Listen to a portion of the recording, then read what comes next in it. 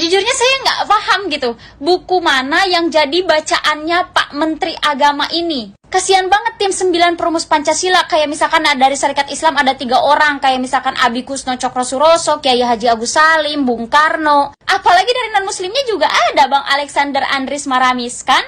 BTW si bapaknya udah langsung klarifikasi kalau misalkan Kementerian Agama itu milik semua agama. Dan alasannya pernyataan itu disampaikan di internal NU aja untuk memotivasi mereka. Oh kalau begitu orang-orang radikal yang Bapak pikirkan juga mungkin mereka hanya memotivasi di internalnya mereka gitu. Begitu konsep yang Bapak bilang. Atau gimana sih Pak?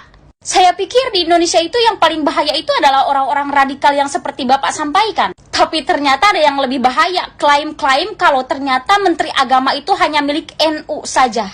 BTW 23 tahun aku adalah penganut NU secara kultural, bukan struktural ya. Tapi kayaknya malu gitu sama pernyataan si Bapak Menteri Agama ini. Satu lagi, untuk memotivasi mereka itu tidak perlu klaim-klaim, Pak. Seharusnya kalau misalkan hanya untuk memotivasi mereka, Bapak bisa memberikan histori sejarah Indonesia ini bahwa ternyata Indonesia terbentuk ini ada peranan Ormas NU gitu. Gak perlu klaim-klaim kalau Kementerian Agama ini hanya milik NU. Dan satu lagi, kalau misalkan klarifikasi Bapak isinya kayak gini, oh ternyata Bapak kalau ngisi materi di internalnya NU kayak gini nih.